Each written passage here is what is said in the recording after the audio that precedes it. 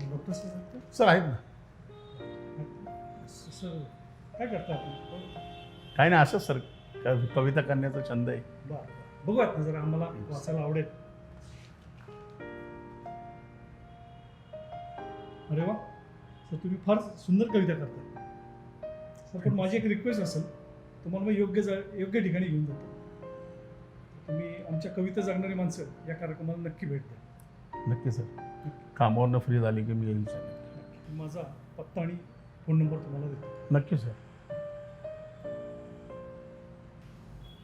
Sir हा माझा number आणि पत्ता येस सर. एक वेळ नक्की भेट द्या. नक्की नक्की सर. सर डॉक्टर घाडगे कुठे भेटतील? हे का समोरच्या साईडला सर, समोरच्या ओपीडीला. धन्यवाद सर. Thank you sir.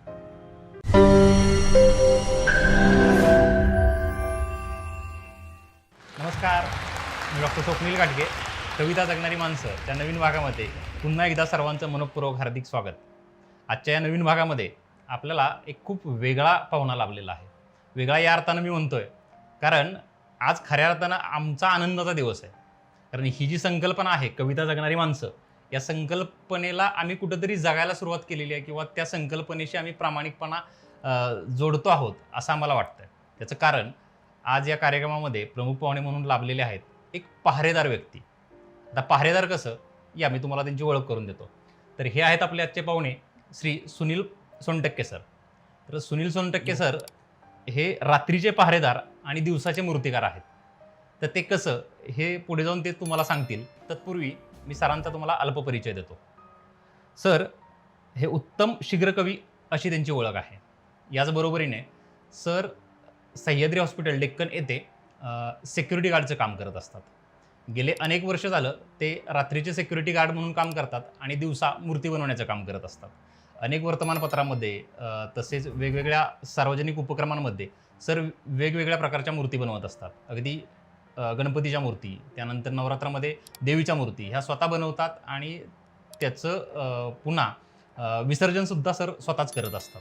सरांना कविता लिहिणे, वाचणे आणि जगणे हा एक वेगळा छंद आहे आणि ते त्या खुर्चीवरती बसल्यानंतर म्हणजे सिक्युरिटी गार्डच्या खुर्चीवर बसल्यानंतर अनेकदा आपल्याला त्याचा प्रत्यय त्यांनी दिलेला आहे आणि वेगवेगळ्या कविता त्यांनी त्या चिठ्ठीवरती लिहून स्वतःच्या खिशातच ठेवण्याचा ते प्रयत्न करत असतात आणि त्यातूनच त्या कविता पाठांतर करत असतात आणि सर्वांसमोर ते व्यक्त करत असतात.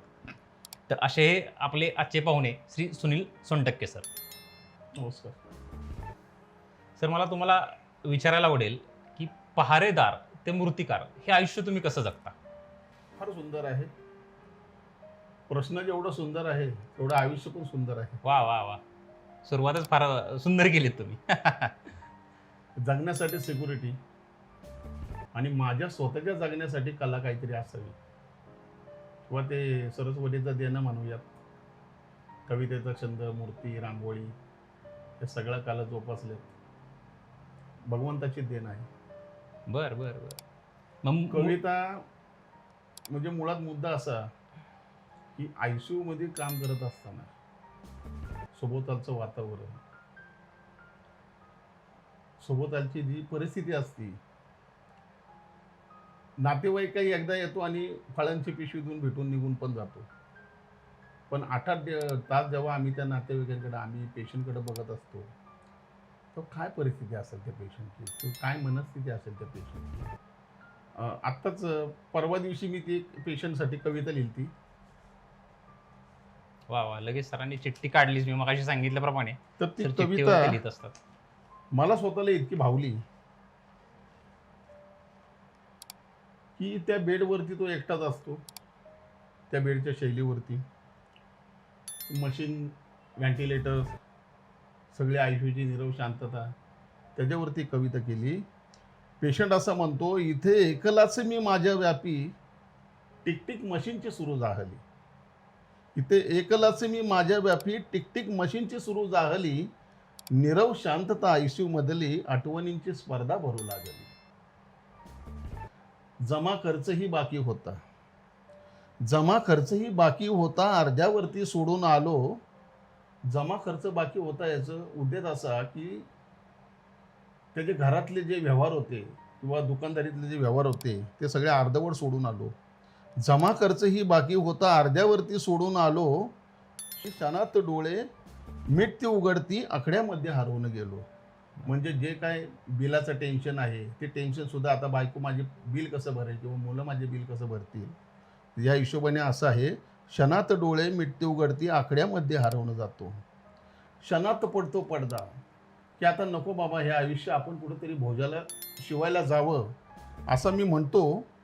क्षणात पडतो पडदा आणि नाट्य संपून जाते. नातलग येतो भेटून जातो आणि पुन्हा समाधी भंग होते. तो नातलग येतो, नाना उठा की पुन्हा मी समाधीला लागलेला असतो, माझी समाधी भंग होते. ती येते म्हणजे बायको येते. ती येते आणि डोक्यावरून अलगद फिरवते हात. काही होणार नाही हो तुम्हाला, घट्ट आपलं नातं. काही होणार नाही तुम्हाला, घट्ट आपलं नातं. मुलगा येतो, मुलगी येते, बाबा बाबा म्हणू लागते. मुलगा येतो, मुलगी येते, बाबा बाबा म्हणू लागते. आत्मा आणि परमात्मामध्ये आपले आयुष्य ताणू लागते. आपले आयुष्य ताणू लागते. वा वा वा, अप्रतिम सर. तुम्ही भावुक करून टाकलं त्या कवितेच्या माध्यमातून. कारण मी पण स्वतः एक डॉक्टर आहे. मी ICUला बराच काळ काम केलेलं आहे सुरुवातीच्या कालावधीमध्ये.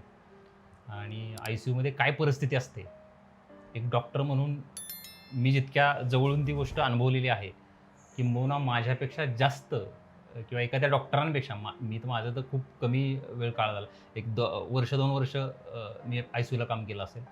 तुम्ही तर गेले अनेक वर्ष ते काम करत आहात. त्यांचं खऱ्या अर्थानं दुःख, खऱ्या अर्थानं व्यथा आणि त्या रुग्णाची आपल्या नातेवाईकांविषयी असणारी भावना किंवा नातेवाईकांची रुग्णाविषयी असणारी भावना तुम्ही ह्या कवितेतून व्यक्त केली. अक्षरशः म्हणजे तुम्ही अनेक कोरोना काळामध्ये अनेक रुग्ण पाहिले असतील, अनेक मृत्यू पाहिले असतील. मृत्यूचं तर अक्षरशः म्हणजे थैमान घातलेलं होतं मृत्यूने, की लोक अक्षरशः आयुष्य जगतात, लोक मृत्यू जवळून जगत होती. तो इतका बिकट काळ होता. माझा पूर्ण फ्लोरच कोरोनाचा होता. बरं. कमीत कमी एट ए टाईम 50 ते 52 पेशंट होते माझ्याकडे कोविडच्या वेळेला. बरं, परिस्थिती अशी की ते पेशंट, परत डबल पॅकिंग, परत चेन, हे सगळं बघितलं. पण त्या कोविडच्या बॉडीवर सुद्धा 1-2-4 वेळी आठवतात मला, स्पर्शन स्वैरांचं आता ना अंतिम दर्शन ते, एकलाच मी माझ्या व्यापी एकलाच जळेल रे. ना तुळशीपत्र ना तीर्थमुखात ना पळीभर पाणी रे.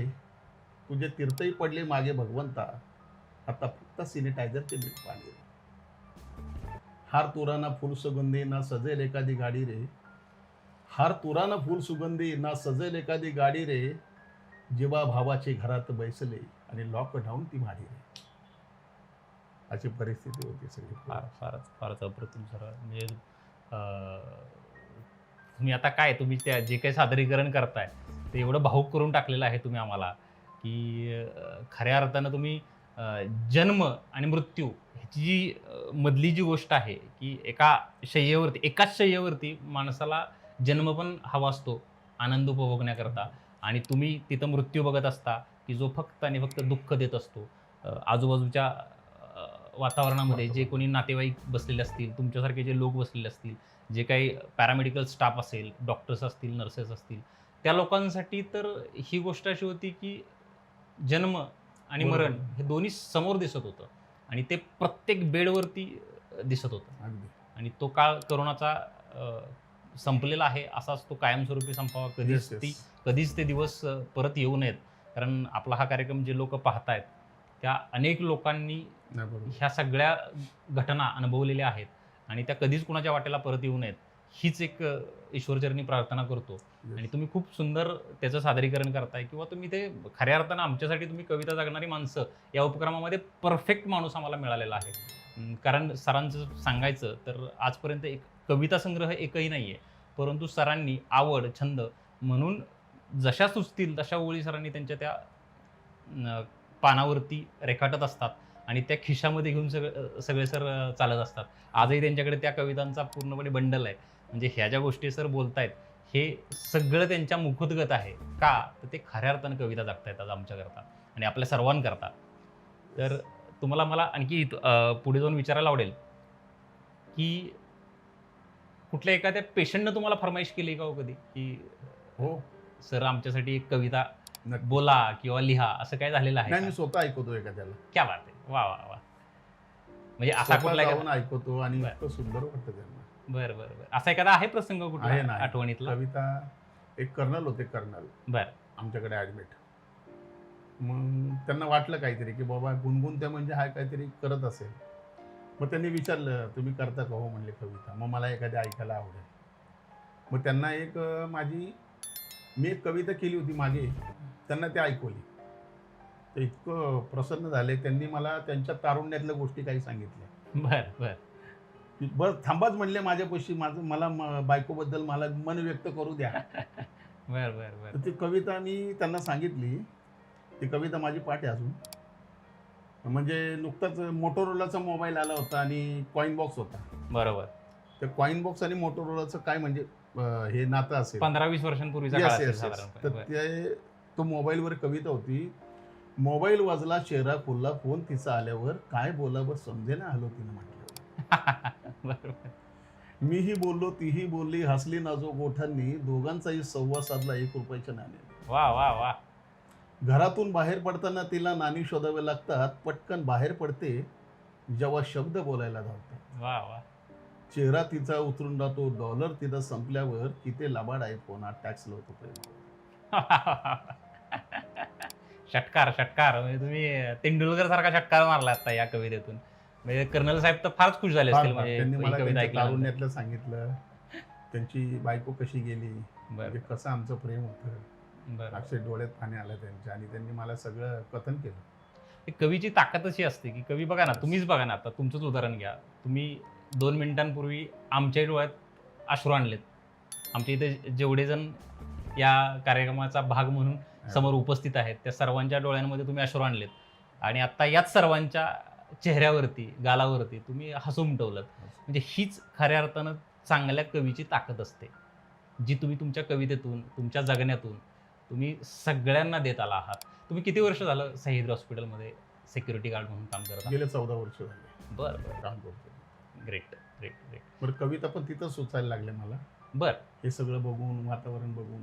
बरोबर. आयुष्यातली पहिल्या दिवशी म्हणजे पहिला 1-2-4 दिवसात ICU मधल्या हे सगळं वातावरणाची काही सवय नव्हती मला, की काय बाबा हे वातावरण आहे ना, की बाबा परिस्थिती काय, परत असे पेशंट. मग मी एक कविता ती त्यावेळेला पहिल्यांदा लिहिली ऐकवा ना आम्हाला. ICUच्या दारात, की एक माणूस असेल पण किती जणांची नाती तोडून जातो. माणूस एकच असू दे, जर पेशंट असेल पण पेशंटला पण मुलं असतात, पेशंटचे वडील असतात. तर त्यासाठी कविता लिहिली, हृदयाचा फुटला बाण, डोळ्यातून निघाले पाणी, स्मरणात राहिल्या त्याच्या गोड गोड आठवणी. आला काय गेला काय, कितीक जगला असा, जगता जगता त्यानं उमटवला वेगळा ठसा. आईचं गेलं लेकरू, आईचं गेलं बछडं, हृदयात जतन करती ती त्याच्या आठवणींचं गाठोडं. म्हाताऱ्याचा आधार गेला, थरथरले त्याचे हात, काय करावं जगून आता, कोणासाठी करू धडपड. लेकरांच्या डोक्यावरचं आभाळ ते फाटलं, काय चुकलं त्याचं, त्याला वाप व्हावंसं वाटलं. मग म्हातारा शेवटला म्हणतो, त्यानं आमचं सारं करावं असं आम्हाला वाटलं, शेवटची मूठ माती देताना देवा काळीच माझं फाटलं. फारच सर, काय आता काय बोलायचं तुमच्या ह्या कवितांच्या सादरीकरणावरती. म्हणजे तुम्ही एकतर कविता ज्या मांडताय त्या सगळ्या व्यथेतून, वेदनेतून सगळ्या आलेल्या कविता आहेत, आणि त्या व्यथा, वेदना ह्या सगळ्या रुग्णांच्या आहेत. म्हणजे तुमच्या कवितेचा जन्मसुद्धा तुम्ही सांगितला आत्ता, तिथं की झालं. त्याच त्या भूमीमध्ये तुमचा जन्म झाला कवितेचा तुमच्या, की सह्याद्री हॉस्पिटलच्या त्या Yes. ICUच्या दारावरती तुम्ही कविता करत आणि गेला. मला जमतात पण तिथंच कविता. काय सांगता? लॉकडाऊन मध्ये सुद्धा मी कविता केल्या, इथंच कविता केल्या, मग घरी जाऊन त्याचं रेकॉर्डिंग केलं. बरं बरं बरं. म्हणजे या पतरीवाले, रिक्षावाले हे काय हाल जे बघत होते, तर त्यांच्यासाठी पण कविता केल्या मी. पुन्हा गजबजला आपलं पुणे ह्याच्यावर सुद्धा कविता केली, की आज खरंच माझं पुणे शाण्या बाळ्यासारखं वागतंय, की सगळ्यांच्या तोंडाला मास्क आहे, सगळे व्यवस्थित चालले. ह्या सगळ्या गोष्टी मी त्याच्यामध्ये कथित केल्या. पण सर मी बघतोय आता की तुम्ही कविता जशा सादर करताय, जसा प्रसंग तुम्हाला आठवतोय तसं तुमचे डोळे पाणावले जात आहेत. याचा अर्थ की तुम्ही खऱ्या अर्थानं त्या प्रामाणिक भावनेतून आणि त्या वेदनेतून कविता लिहित आला बरोबर. आणि ते आजही तुमच्या रचनेतून किंवा तुमच्या चेहऱ्यातून ते आम्हाला स्पष्ट जाणवतंय. हीच तुमची ताकद आहे सर. मला पुढे जाऊन आता तुम्हाला विचारायला आवडेल आणखी. कार्यक्रम तर खूप रंगत आलाय आणि अजून रंगणार आहे खूप पुढे जाऊन. तर तुम्हाला कधी असं नातेवाईकांनी किंवा हॉस्पिटलच्या स्टाफने बाबा अशी बिकट परिस्थिती आहे किंवा रुग्ण बाबा या वेदनेतून बाहेर पडावा असं वाटतंय आणि तिथं रुग्णाच्या आजूबाजूला कोणी नाही आहे आणि चला सर तुम्ही तिथं एखादी कविता सादर करा असं कुणी कधी सांगितलेलं आहे का? किंवा तसा नाही. काही प्रसंग आला का तुमच्यावरती कधी? तसं तर नाही आहे. म्हणजे ॲक्च्युली कसं आहे, माझे 7-8 राऊंड तरी ICU मध्ये होत असतात. लोकांनी आपल्याला सांगण्यापेक्षा आपण स्वतः त्याला हे केलं तर कधी पण चांगलं. बरोबर. आणि मी स्वतःच नमस्कार, गुड मॉर्निंग सगळ्यांना करतच असतो तुमच्या स्वभावानुसार ते दिसतंच आहे. आणि ते करतोच. काय होतं, 2 शब्द बोललेले तो माणूस जरासा रिलीफ होतो. बरोबर. नाही तर तेच व्हेंटिलेटर, त्याच नर्स, तेच बाकीची दगदग. पण तो स्वतः दुसऱ्या दिवशी जर गेला नाही तर तो स्वतः मला विचारतो की काका तुम्ही काल आले नव्हते माझ्याकडे. वा वा वा.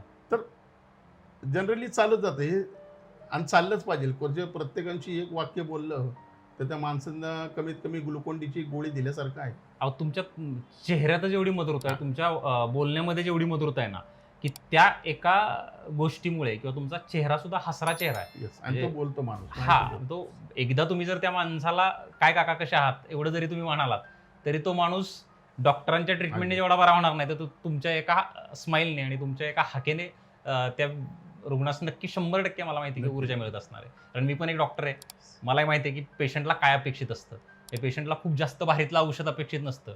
पेशंटला फक्त डॉक्टरांकडून एक गोड स्माईल आणि कसे आहात, बरे वाटतंय का, एवढं जरी किंवा तुला बाबा काय होतंय तू सांग, तुझ्या वेदनेचं निराकरण मी करायला तयार आहे, एवढी जरी त्याला एक कॉन्फिडन्स दिला, आत्मविश्वास दिला, तरी तो पेशंट त्या याच्यातून व्याधीतून बराचसा मुक्त होत असतो की जे तुम्ही बाहेर बसून आतल्या रुग्णांना बरं Yes, करता. yes. बायकोलाही कधीतरी वाटतं की आपण फिरायला जावं, आपल्याला फिरायला न्यावं बरं. नवऱ्याने. हे तुम्ही तर त्या आशयावरती कविता केली. आता तुम्ही खऱ्या अर्थानं आयसीयूतली कविता घरी घेऊन गेलाय. येस. बरं बरं. ती कविता अशी आहे की बायको म्हणते घ्याल राजा जाऊयात फिरायला, घ्याल राजा जाऊयात फिरायला, लग्नाचीच घालती साडी ती पण लागली विरायला. रोज वरण भाताचा कुकर आणि पोळी भाजी करायची, आज कंटाळली गडी मी, आज आईश करायची. घालाल केसात माझ्या आबोली गजरा, अगदी तोच घाला तुम्ही तोच गुलाबी सदरा. घट्ट बिलगून बसेल मी, मारूयात गप्पा, आज साधूयात आपण आठवणींचा टप्पा. वा वा वा. यंत्रमानव नकोय मला नवरा हवाय, यंत्रमानव नकोय मला नवरा हवाय. आठवडा जाईल हो कामात, पण एक दिवस मात्र तुमचा हवाय, पण एक दिवस मात्र तुमचा हवाय. वा वा वा वा वा. खूपच छान. तुम्ही तमाम स्त्रियांची व्यथा, ज्यांचे नवरे रोज सकाळी उंबऱ्यातून बाहेर पडतात आणि संध्याकाळी उंबरा ओलांडतात, आतमध्ये प्रवेश करतात. उंबरा ओलांडतात म्हणजे उंबऱ्यातून आतमध्ये प्रवेश करतात घरामध्ये. त्या सर्व स्त्रियांची व्यथा तुम्ही तुमच्या कवितेतून मांडलीत की ज्या प्रत्येक स्त्रीचं हे दुःख असतं किंवा तिचं दुःख म्हणा त्याला किंवा तिचं एक म्हणणं असतं म्हणणं असतं. की एक आठवड्यातून 1 तास किंवा 1 दिवस तरी नवरा सोबत असायला हवा. सोबत असायला. आणि ते तुम्ही तुमच्या कवितेतून खूप छान पद्धतीनं सादर केलं. अजून काही तुमचे काही कवितांविषयी वेगळे अनुभव किंवा आता तुम्ही मूर्तिकार सुद्धा आहात, हां. कारण तुम्हाला तसं कलेतून पैसे मिळवायला आवडत नाही असं मगाशी तुम्ही म्हणालात. नाही, कलेतून कसं आहे, मी उपजत शिकलो हे मूर्तिकला वगैरे. गणपती गेले 4 वर्ष झाले गणपती मी स्वतःच बनवायला लागलो, कारण आमच्या बरं. वडिलांची मान्यताच नव्हती त्याला. बरं. आमचे वडील म्हणले आपले पहिल्यापासून आपण विकत आणतो गणपती, तर आपण विकतच आणूया. पण मी हे प्लॅस्टरचे सगळे जे आवाज उचवतात त्याच्यामुळं मला वाटलं की आपणही मातीचा गणपती घरी करावा. नाहीतरी नवरात्राची देवी वयाच्या 10व्या वर्षापासून मी देवी बनवतोय ह्याची मातीची. तर म्हणलं आपण गणपती पण बनवू. पण हळूहळू ते गणपती बनवल्यावरती वडिलांना मग आवडला. मग वडील म्हणले की छान झाला. मग पहिलाच गणपती माऊलींच्या रूपात केला, त्यानंतर तुकारामांच्या रूपात केला. म्हणजे असे वेगवेगळे रूपं गणपतीची मी बनवत गेलो. गेल्या वर्षी दत्तांच्या रूपात केलं गणपती. वा वा.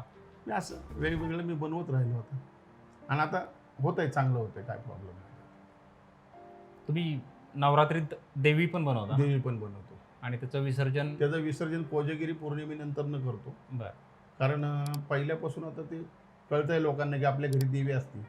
त्यामुळं काही जे नवरात्रामध्ये कडक उपवासवाले वगैरे असतात ते मग कोजागिरीच्या दिवशी माझ्या घरी येतात देवीचं दर्शन घ्यायला. बरोबर बरोबर. मग कोजागिरी 2 असतात, त्यामुळे आपली एक कोजागिरी पूजा असते घरी, मग दुसऱ्या कोजागिरीला आपण विसर्जित करतो.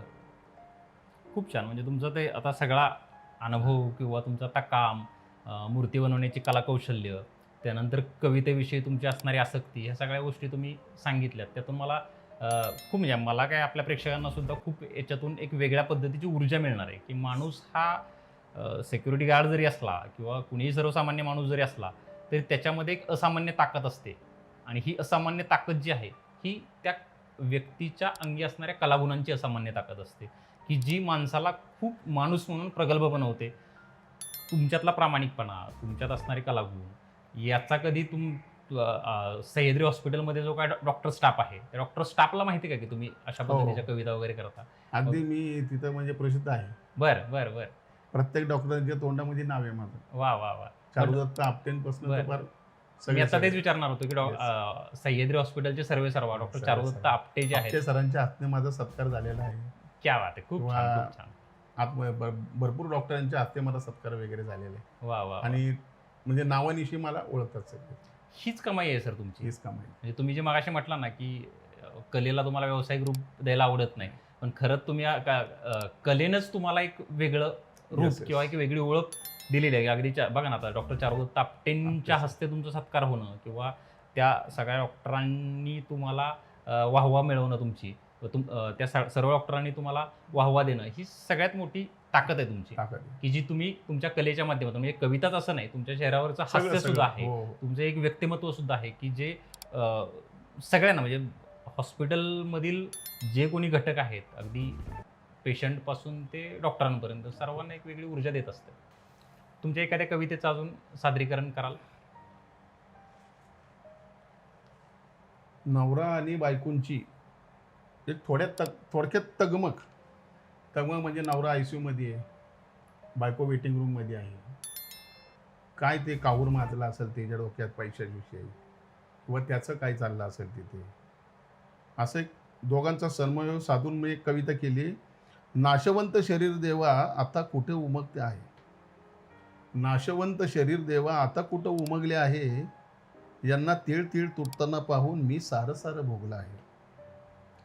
पैका पैका पैका देवा या पैकाचं काय मोल, मूर्तिवंत शरीर देवा आणि आता डोळेही गेले खोल, मूर्तिवंत शरीर देवा आणि आता डोळेही गेले खोल, या ICUच्या गाभाऱ्यात देवा शांत कुठं कोणी असेल, या ICUच्या गाभाऱ्यात देवा शांत कुठं कोणी असेल, कोण भोगतो यातना कोण परतीच्या मार्गावर असेल, कोण भोगतो यातना कोण परतीच्या मार्गावर असेल.